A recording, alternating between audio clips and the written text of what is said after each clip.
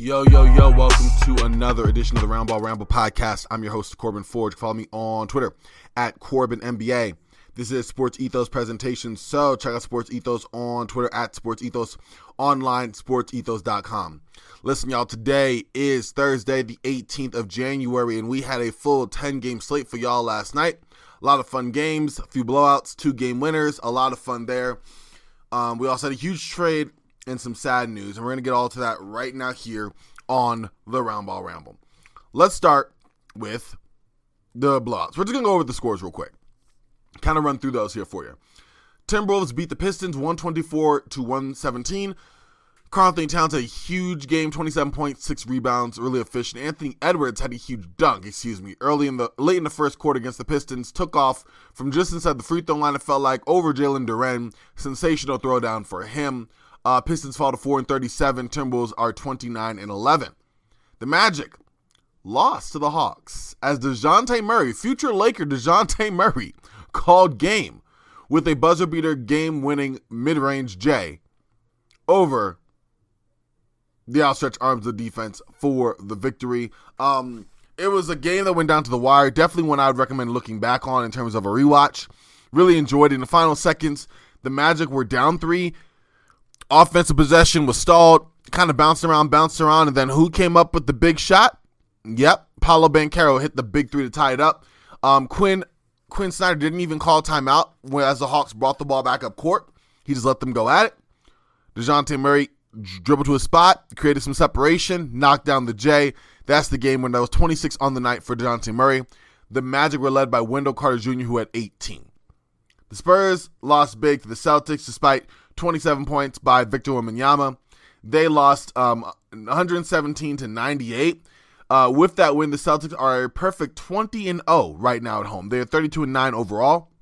The Spurs fall to 7-33. They are 4-17 away from San Antonio. Jaylen Brown led the way for the Celtics, 21 points and 7 rebounds. The Cavs whooped all over the Bucks, 135-95. Wasn't close, over early, whatever you want to say about it, that's what this game was. Donovan Mitchell led the Cavs with 31 points, also had 7 assists and 3 steals. Bobby Portis led the way for the Bucks, who were without Giannis Antetokounmpo, who sat out with a bruised shoulder. Portis had 16 points and 6 rebounds for Milwaukee, who fell to 28-13. Knicks beat the Rockets 109-94.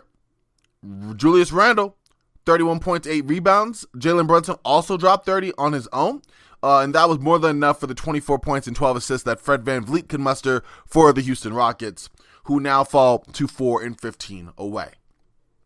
The Heat lost big to the Toronto Raptors as the Raptors didn't miss a single 3.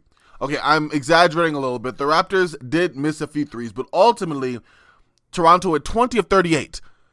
That's a blistering 52% from 3. While the Heat could barely get up 10. They got 28 threes up. They only made 6 of 28. Pretty putrid shooting performance for the Heat all the way, especially from 3.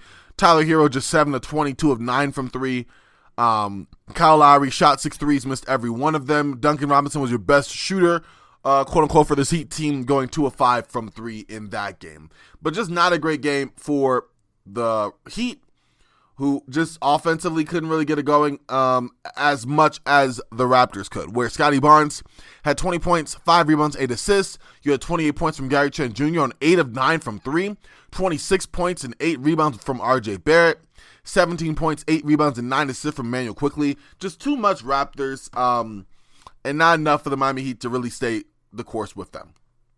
Hornets lost to the Pelicans by 20, despite 29 points and 7 assists by Lonzo Ball. Why? Because Brandon Ingram decided to mess around and drop a triple-double. 28 points, 10 rebounds, 10 assists for him. Hornets are now 4-17 away from home. Pelicans are now 25-17. Going to be interesting to see what the Hornets do come the trade deadline. Because at this point, I mean, they're bad, but they don't seem like they're they're not like a Detroit Piston Washington Wizards bad, but they aren't good. Another bad team. So we'll see what happens there, but I'm curious for sure. Lakers trampled all over the Dallas Mavericks, 127-110. Anthony Davis, another monster game, 1 assist shy of a triple-double, 28 points, 12 rebounds, 9 assists, and that was enough to withstand the actual triple-double that Luka Doncic got with his 33 points, 13 rebounds, and 10 assists. Ultimately, just too much for the Lakers. And for the Mavericks, it was Luka Doncic, and that was it. Kyrie Irving and Tim Hardaway Jr., a game after both dropping 40 apiece, both struggled mightily in this one. They had the same amount of points, if that helps. They had 12 points apiece. Kyrie was 4 of 16, 1 of 5 from 3. Tim Hardaway Jr. was 5 of 17, missed every one of his 7 3-point attempts. Only other guy in double digits aside from those two in Luka was Derek Lively, who in 28 minutes did play well, 16 points, 11 rebounds, 2 assists on 8 of 9 shooting. Off the bench, just not a whole lot there either. The Mavericks shot just 46% from the field, just 27% from 3, while the Lakers shot 53% from the field, and a pretty good for them, 42% from 3. In addition to the 28 points from Anthony Davis, LeBron James had 25 points, 8 rebounds, and 8 assists, and D'Angelo Russell with his second straight strong game, actually really his third straight strong game, had 29 points, 4 rebounds, and 3 assists on 11 of 20 from the field, 5 of 7 from 3. I know it's not a popular opinion, but I really would not trade D'Angelo Russell. I think he fits well enough for this Lakers squad. That is just my personal thoughts there. If you can get a reasonable upgrade, I suppose you do it. But personally, I think that he is a solid guy who is getting more of an opportunity now. Kind of been bounced around in the system that Darvin Ham has had.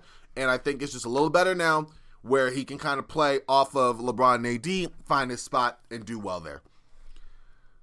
All right, last game of the night that was actually played. The Trailblazers, off of an Anthony Simons game-winning floater with 0.2 seconds left, beat the Brooklyn Nets 105-103.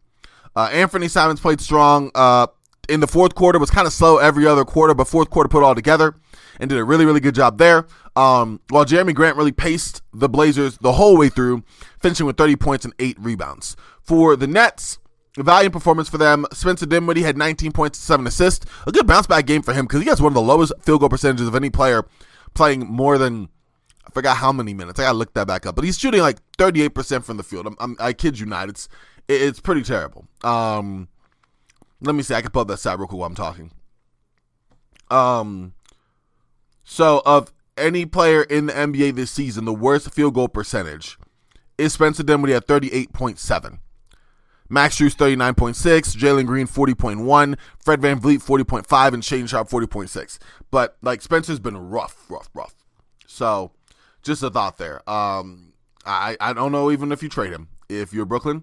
I think he's expiring contract anyway.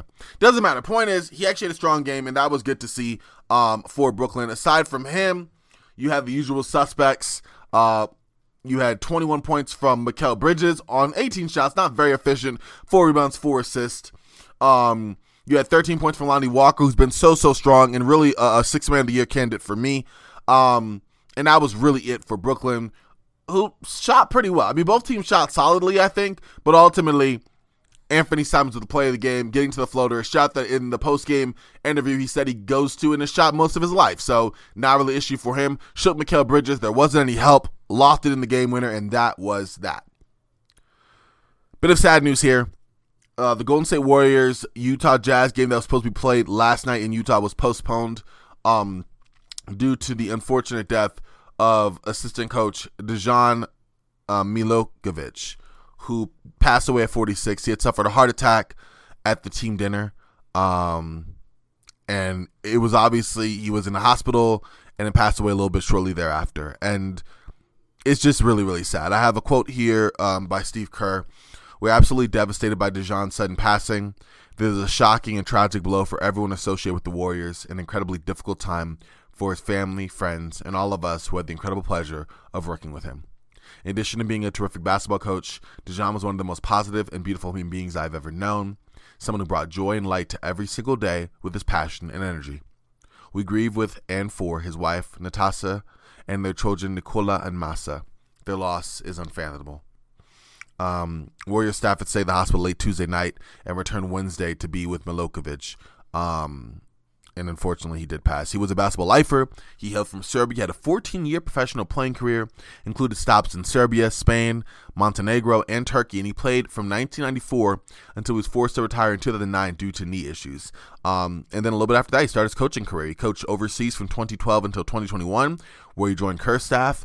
And he spent time as an assistant with the Spurs in 2017 and the Rockets in 2018. And he will be missed. I grieve with and for his family, and his family is in my thoughts. And I don't know, it's tragic no matter what, and I feel it was sadly overshadowed by the trade that we will talk on later.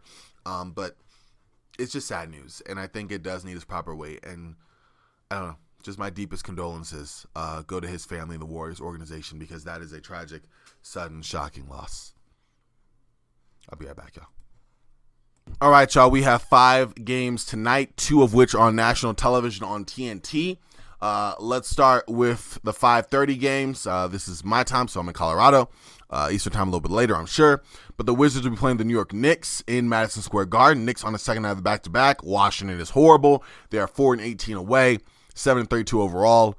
We'll see how that goes. That's all I'm going to say there. First TNT game at 5:30, the Chicago Bulls will be playing the Toronto Raptors on the second night of the back-to-back. I feel like every game I talk about on the day of, like, the other teams already played the night before. It's kind of crazy, especially the national TV games. Like, I really think they need to do a better job next season of not having teams scheduled on back-to-backs come in on marquee games or quote-unquote marquee games, because I just don't understand the reasoning there. Like, you can space out a little bit better. I'd imagine that you could. You get paid professionally to, like, do that, right? Those are my thoughts. Not quite sure. But anyways, Bulls and Raptors will play. Should be a fun game. We'll see how it goes. See if Toronto's three-point shooting will carry them on tonight. For the Bulls, I mean, they've been on a decent run here.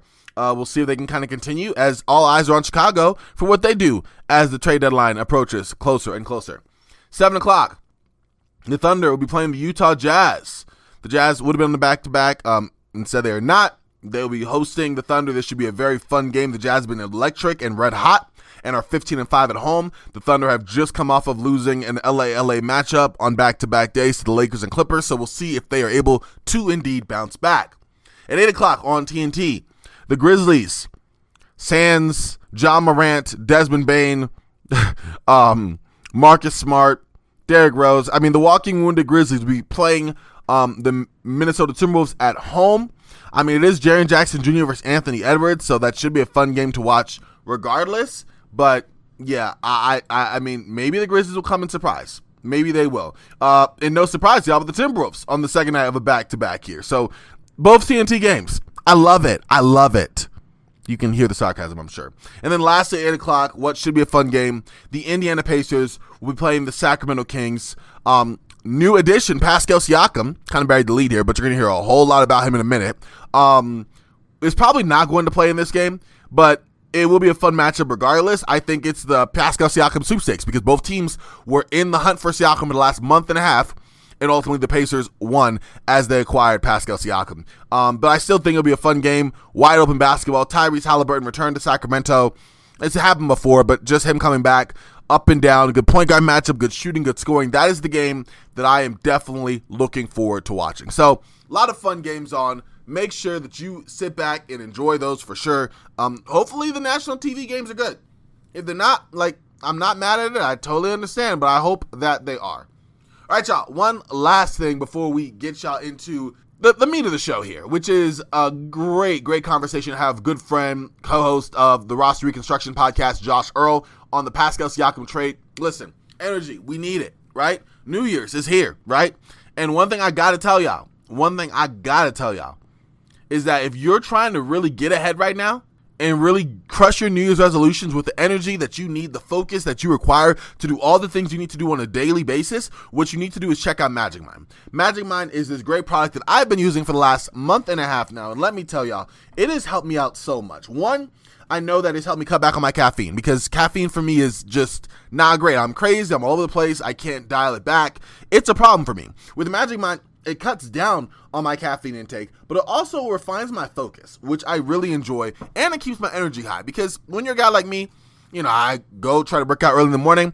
I host 2 different podcasts, co-host a third, you know, trying to stay active on this basketball business, like, and I work full time. There's a lot going on every single day, right? Like, there's not really any days off. And so constantly creating new content, it isn't easy. It requires a lot of energy. It requires a lot of focus. And it's hard to balance it. Too much energy, and I'm amped and ready to bounce off the walls instead of dialing in. But with Magic Mind, I'm locked in laser, baby. I'm focused. I'm stupid locked in. It's kind of crazy, right? Let me tell y'all, Magic Mind is all natural ingredients, so you shouldn't be worried about stuff going in your body that you're not aware of. One of the better ingredients I enjoy from Magic Mind is matcha.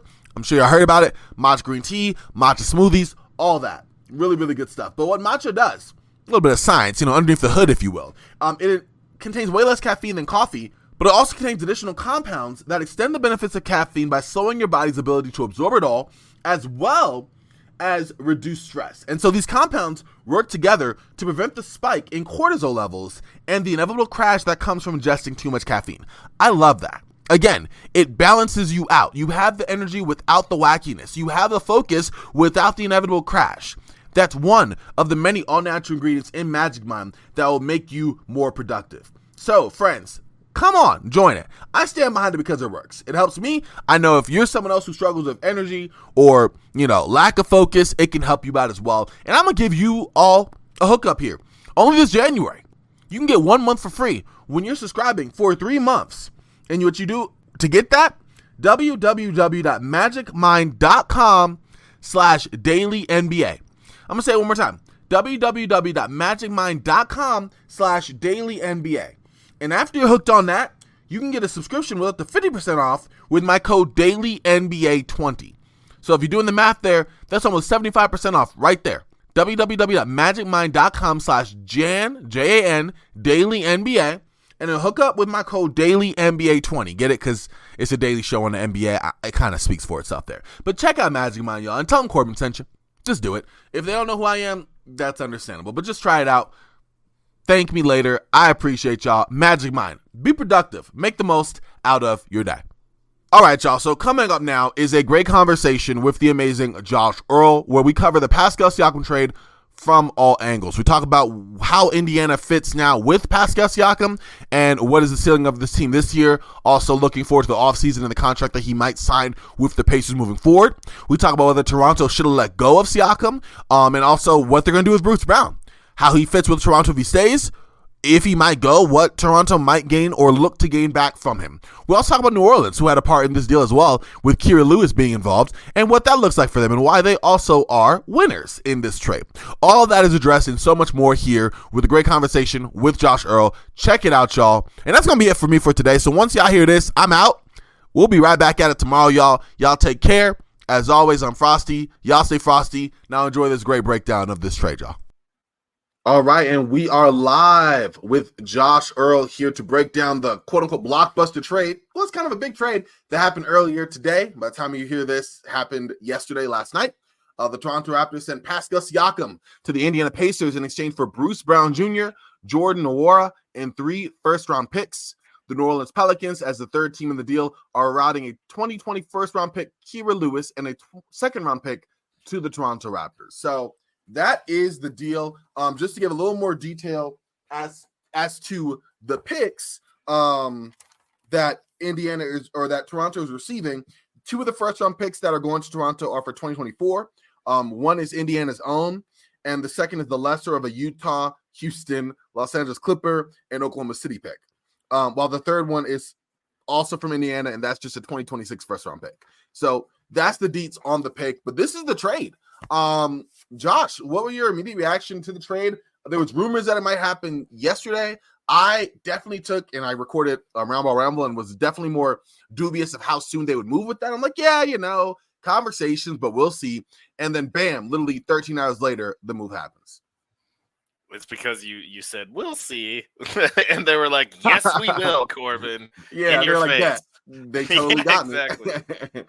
My initial reaction was just surprised that Indiana got Pascal without giving up any of Buddy Hield, Ben Mathurin, Andrew Nembhard, Jarris Walker, Andrew I already said Nembhard, Aaron Nesmith, Miles Turner, like Ben Shepherd. Like they gave up like very little ultimately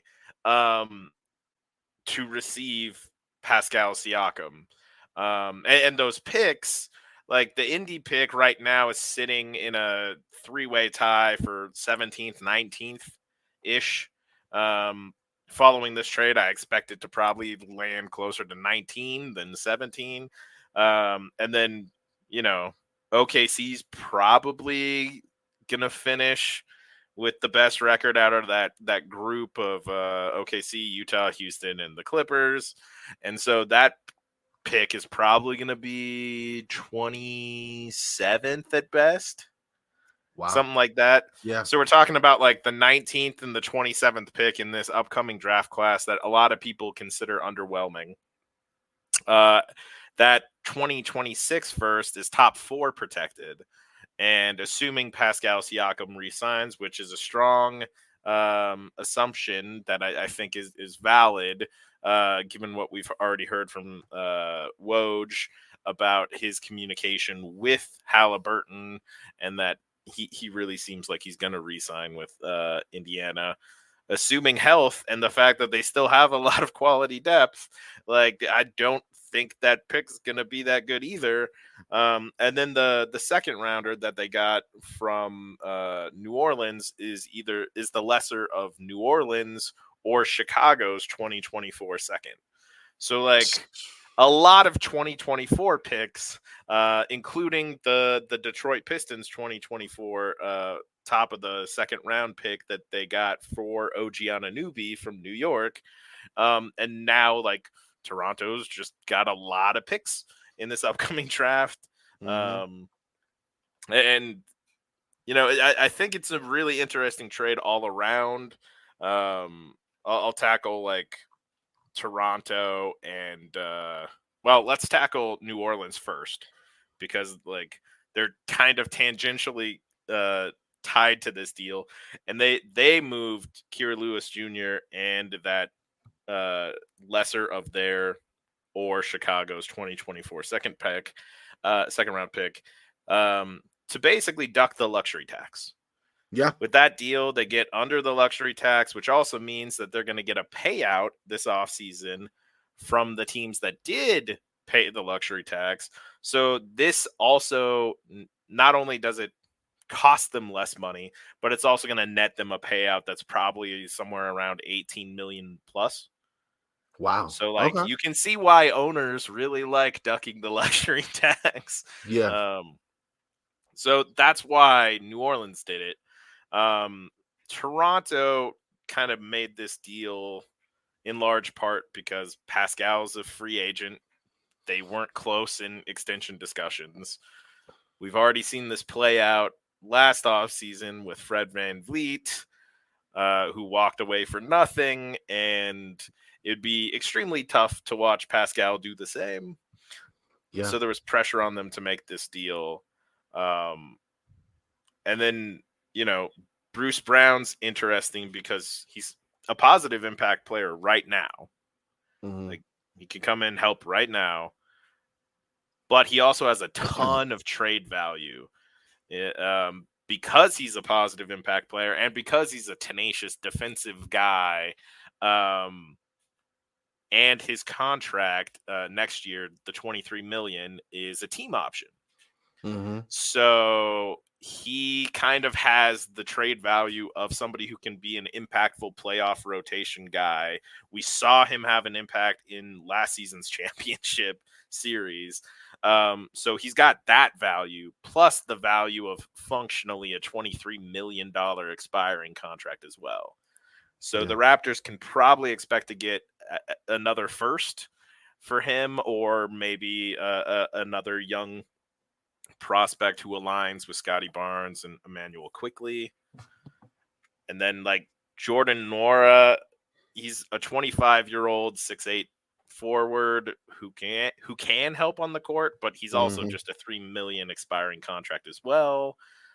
And then like Kira Lewis Jr., I don't know how much he's going to really factor in for Toronto. And then those 2024 picks are going to give Masai and Bobby Webster the opportunity to trade up in the draft if they want to, or to kind of package those picks together along with some other stuff to again try to target another young player who they feel fits with quickly and Scotty Barnes and stuff. So that's why I think Toronto did it. Do you see things any differently, my friend? Anything else that kind of stood out to you from New Orleans or Toronto's perspective before we dive into Indy?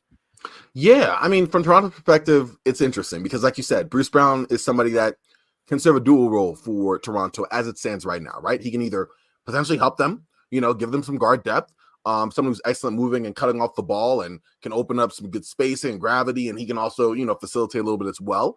At the same time, he's on a very team-friendly contract, $23 million team option next season. Like, if you're looking to clear cap space, he might be the guy to flip, to get some more assets and role players on the team. And I think that goes to the main question for Toronto here, which is what they're trying to do, right? Like, I think objectively they got worse losing Siakam. That just, it is what it is there. Are they trying to just reset, see how the season goes and see the fit that works around Scotty Barnes moving forward? Scotty Barnes and maybe quickly, possibly RJ Barrett? Or are they still trying to make the playoffs? Because right now they're currently 1.5 games out of 10th place in the East, right? And the Hawks and the Nets are in the way of them making some noise in the play-in. And the Hawks and the Nets, as of right now, are trying to do so. Who knows where the Hawks will be? Brooklyn, I mean, their pick isn't even their own, so they have no reason not to attempt to compete for the playoffs. So that's interesting to me. But I think however that works out in terms of the overall team direction will dictate what they do with Bruce Brown, because he is a very intriguing piece. Although I got to say, like, he was in a wide open offense that was really good at setting up easy outside shots, and he was shooting 32%.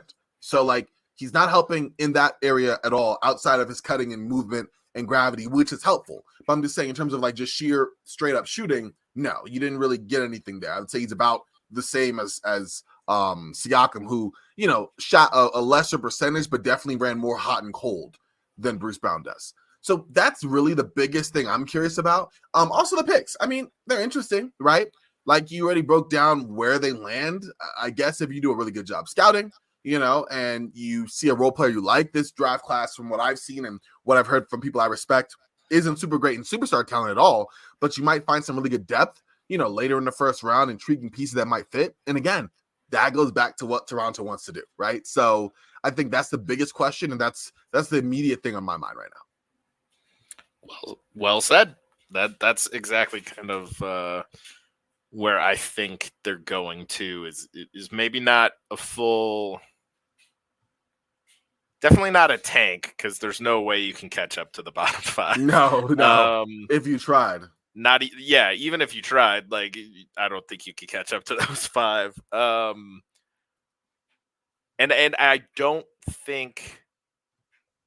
think they necessarily want their pick this year. Like, I think they want their pick to convey to San Antonio. So I think they want to at least finish, 7th or later, and not have to, take their pick this year and then potentially have their pick in a presumably better draft class next year go to San Antonio.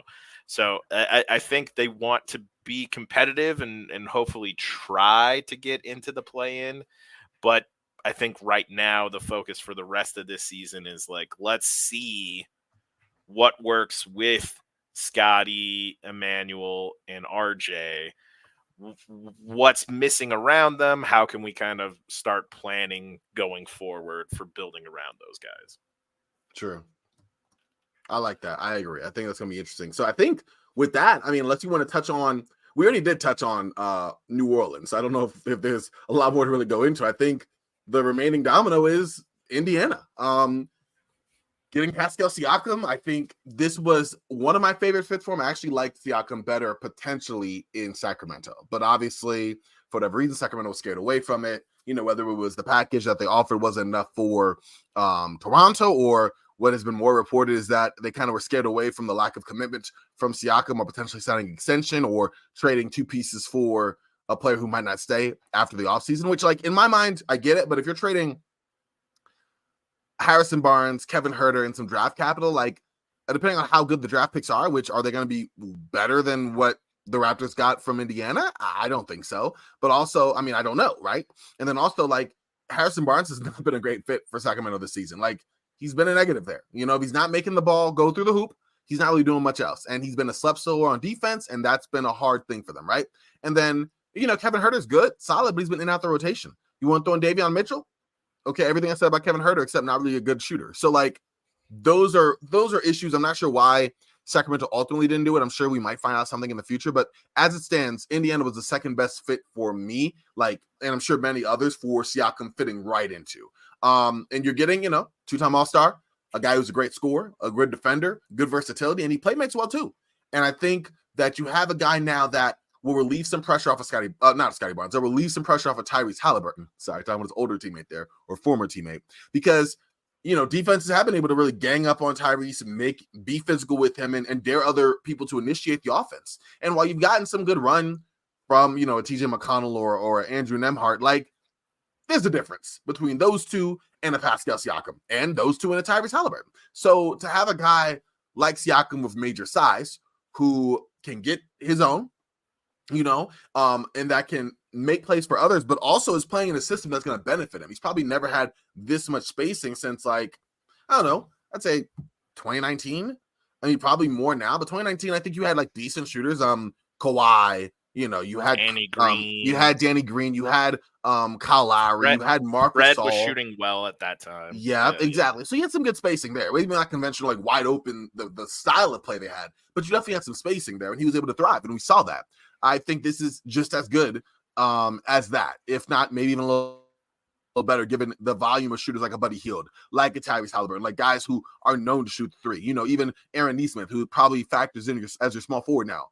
Miles Turner. So I think you have more high volume 3-point shooters here, and that's probably the difference. But I like it. I wonder just how he fits from a shooting perspective, just because, you know, Tyrese Halliburton is good at, you know, finding people on the outside, slinging the ball and making shots. And Siakam hasn't really been much of a catch and shoot player the last 3 years. I know there was an article Zach Harper wrote that said he shot 36.5 like 3 years ago, and that was his best mark, which that's decent, but like, again, not great. Now, is it because the quality of the shots will be better now than they were the last couple of years in Toronto? That could be the case, but we will see. And I think what makes it so cool is he's not going to be there as a spot shooter. He's in a spot where he can really thrive because you're playing in a spread floor with the Buddy Hield, with the Miles Turner, with the Benedict Mathurin, with the Tyrese Halliburton, and you're able to also set the table as a secondary offensive initiator. So I like that. And then defensively, come on now. I mean, at first, defensively, it's really just been Miles Turner for the Pacers. Like, that's been the defense, the back line. Like, you know, okay, let's prevent some shots at the rim. Miles, you got it? Okay, great. And now you got a guy in Siakam who is active, who's long, who can play, you know, whether it's off ball, whether it's point of attack. Like, the defense is still going to be not great because now you go from one good defender out of your 5 to 2. But that's better than none. So I definitely like that. And I wonder how Rick Carlisle is going to deploy him. I think that will be interesting. But those are my initial thoughts. I guess my last big thought is, okay, Siakam is going to turn 30. I'm not exactly sure how his game is going to age. That is going to be interesting. In Indiana, I think for the next 2 years, like, that'll be solid, I feel like. But I definitely want to see what the value of that contract is and just long-term how that works out with Halliburton. I feel he's the perfect star to kind of go dual role with Tyrese, but he's not going to overtake him. But we just hope he doesn't regress, like, drastically. And, like, I don't know. I don't see it. But also, Siakam's game is just an interesting game. I mean, he could be the type of guy who lasts for a while. He could be Luol Deng. You don't know. Now, Luol Deng also played a ton of minutes. To be fair. And so Jimmy Butler. So, well, yeah, but, like, Thibs and the Bulls' health and training staff. That's fair. We'll not get into too much because I don't like bad mouthing people that mad. But no, yes. I get you. I get you. I'm not trying. No disrespect to Luol Deng, aside from that contract with the Lakers. But aside from that, like, get your money. Guy. Well, great. Yeah, get your money. That's right. Go get the money. Go get the money. Okay. Anyways, what are your thoughts, Josh, on Pascal Siakam and his fit here? I think I gave a long spiel there.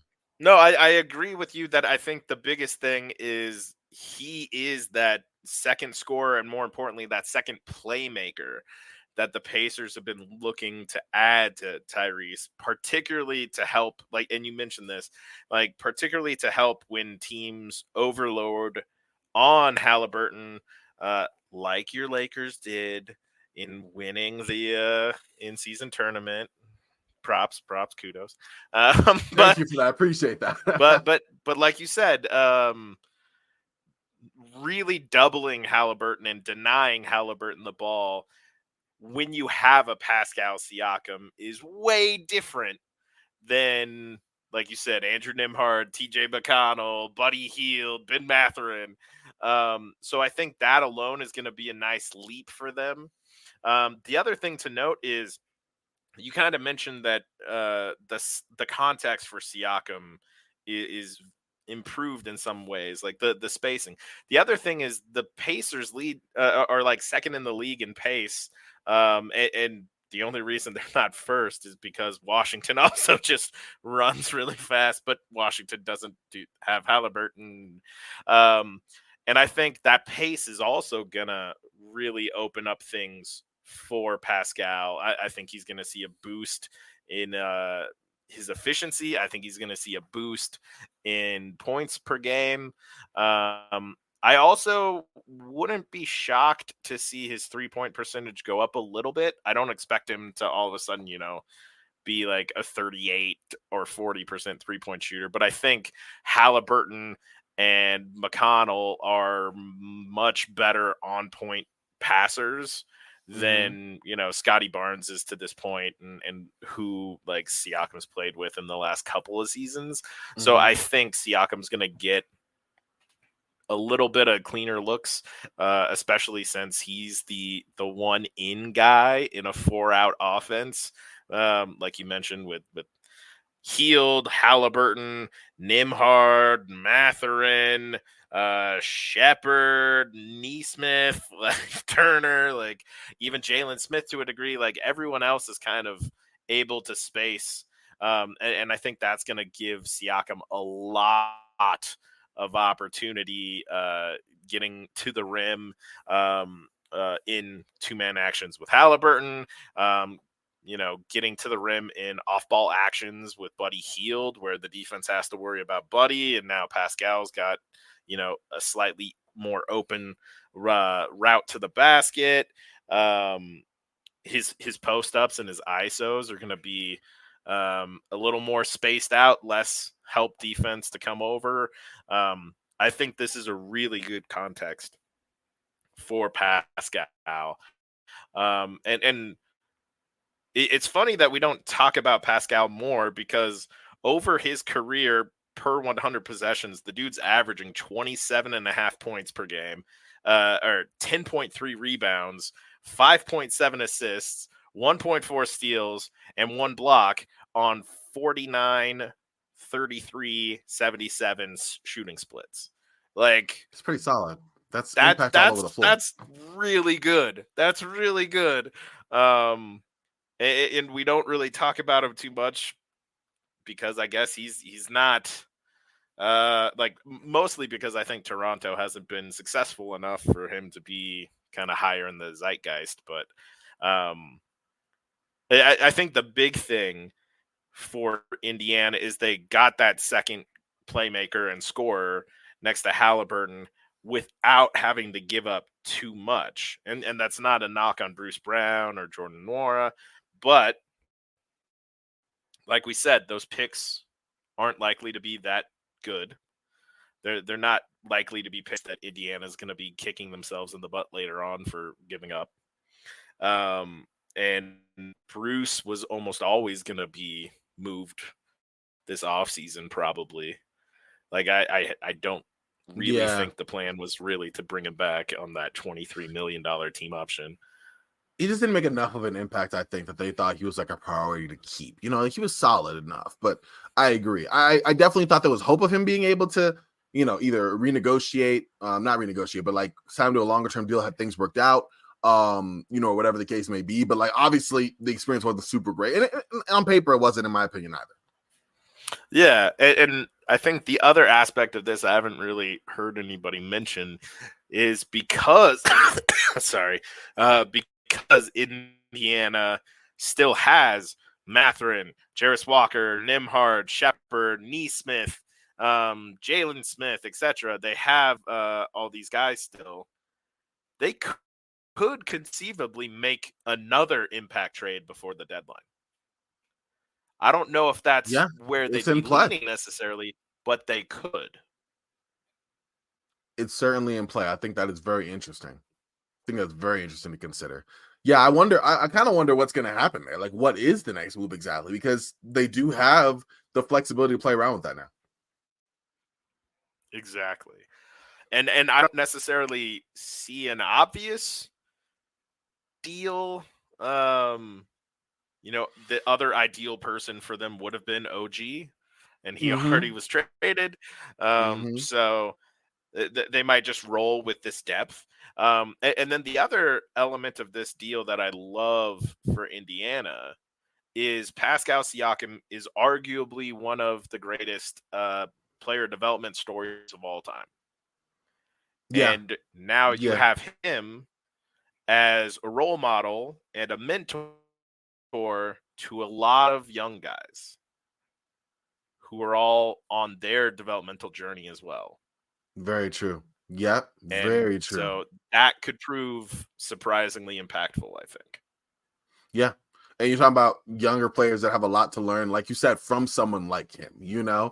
And Exactly. he's a good team fit, I think. Like, that's what I like. Like, again, Yes. even I wonder how he ages in the role that I think the Pacers are bringing him on to be, but just in general, like a good locker room person from all accounts, somebody whose game I think will blend well with others. So that part of it, I'm definitely on board with. I have one kind of lasting question from Toronto and Siakam's time. Do you think that were you on board with them finally moving on from Siakam? Like, if he would have stayed and wanted to stay, and you are Usai Ujiri, do you keep him? Do you make a trade? Maybe not this trade specifically, but do you make a trade? Do you not think you fit with Scotty Barnes? I definitely think it was interesting and perhaps a little bit duplicative with Scotty, but at the same time, I thought they did decent. I just thought it was a lack of overall shooting, some other issues around the floor that kind of held them back, but I didn't think that they were like Monte Ellis, Steph Curry incompatible. Yeah. So the main thing I bump into in that regard is from a financial standpoint, and for a building around Scotty standpoint, like Pascal is, and again, it's weird because he's not actually that old. In real life, he's not actually that old, but he's getting closer to 30, and just like me. That doesn't quite fit, the timeline with Scotty. On top of it, Pascal Siakam has now played in 7 seasons in the NBA, which puts him this offseason in position to request a max starting at 30% of the cap because of his years of experience. Yeah. So you're talking about a significant cost for a player whose age doesn't really match up with Scotty's timeline. Not to mention, like, the team hasn't really been that good with those two together so far. And I'm with you. I don't necessarily think it's a bad fit on the court, but when you factor in the cost and you factor in like how that cost to retain Pascal also is going to limit your ability to flesh out the rotation and pieces around Scotty's timeline. I think for that reason, you got to kind of consider moving him. But it's also really tough, right? Like, arguably the third or fourth best Raptor, top 5 Raptor in franchise history. I mean, I put Alvin Robertson arguably ahead of him, but I'm just kidding. First shot in Raptors history, baby. Shout out to Alvin Robertson. Anyway. And like we said, one of the best stories, like fantastic developmental story that happened under your watch, on your team, won a championship, was all 2-time All NBA, 2-time All-Star. It's hard from a narrative standpoint to move on from that guy. But Mhm. again, I think from that financial standpoint and from trying to maximize your ability to build around Scotty Barnes on his timeline, that Mm. you kind of have to do it.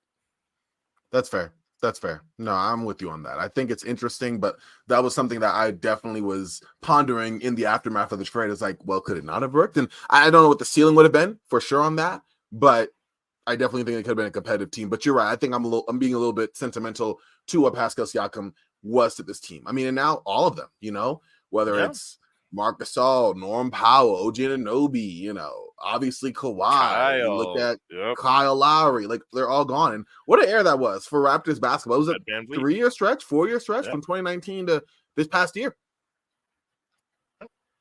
Yeah, I definitely think this was the golden years for Toronto. I don't want to call it off like it's over. I mean, Scotty Barnes, I'm sure there'll probably be another new era. But the point being is like, what a Yeah. run, what a run. Yeah. Yeah. Any last thoughts here? Huh? They did win a championship. That They never did. goes away. No, that doesn't.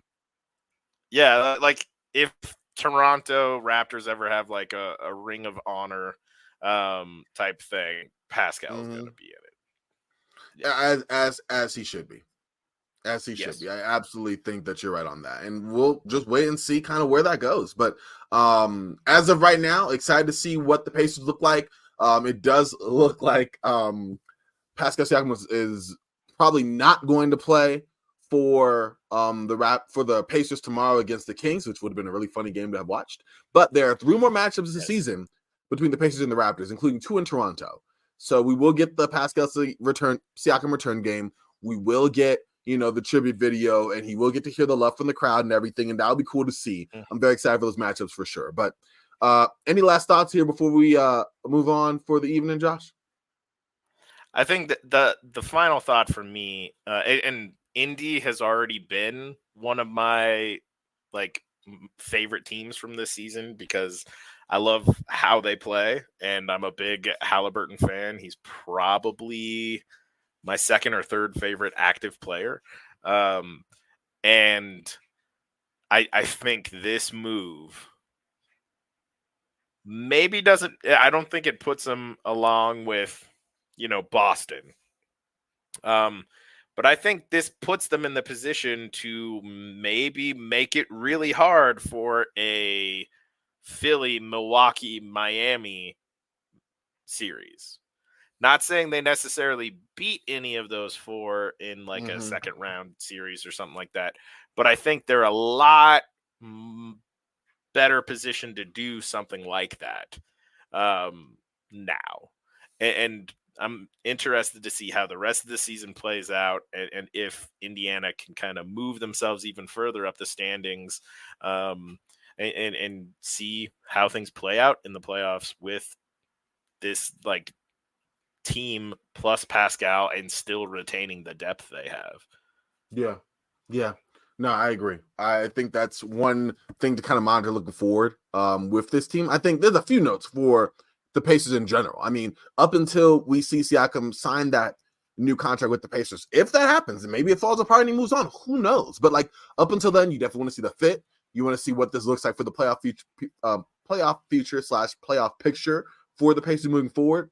Definitely want to see some clarity on the Toronto Raptors' overall direction. There's quite a few things here that I'm very interested in seeing kind of how it shakes loose and falls into place here. But as it stands right now, I think it was a solid trade. I think Toronto, at the end of the day, put themselves in a situation where they had to do this. I think Indiana, by making smart plays with the renegotiation, extension of Miles Turner's contract, with the team-friendly contract they signed with Bruce Brown, with the trade for the first place for Tyrese Halliburton, they put themselves in a position where they were able to make a trade for a guy like Pascal Siakam, without losing any of their depth. And some of it was the Raptors not dealing from a position of strength, but some of it was really prudent team building from the Pacers over the last 3 seasons. And I think it's come to fruition here with this move, and we'll see what that looks like. But to even be in a position like this, I think is a testament to just really smart work from the Pacers front office and the player development of the players that they invested in. Completely agree. Shout out to Chad Buchanan and Kevin Pritchard. Well, there you go. Shout out to both of them. Shout out to you, Josh. Thank you for joining me on short notice for this trade reaction between the Pacers and the Raptors, and just giving your insight, your experience. It was fun. I appreciate you, man. I appreciate you as well, my friend.